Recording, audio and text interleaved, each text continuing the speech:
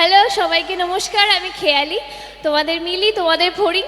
আজকে তোমাদের এখানে প্রত্যেকটা শোই প্রচুর আশা নিয়ে আমরা আসি এবং এই টাইমটা খুব ইম্পর্ট্যান্ট হয় এবং অনেক কিছু বলার আছে, অনেক গল্প আছে, অনেক গান আছে, নাচ আছে, জিমন্যাস্টিক্স আছে, সব কিছু দেখার জন্য লাস্ট অবধি ওয়েট করতে হবে।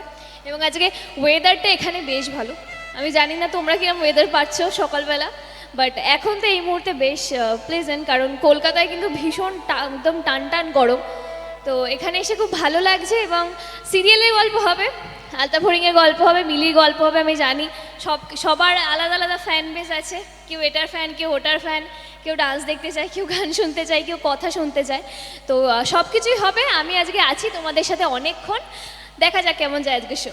একদম মঞ্চে পেয়েছি আমাদের প্রিয় অভিনেত্রীকে।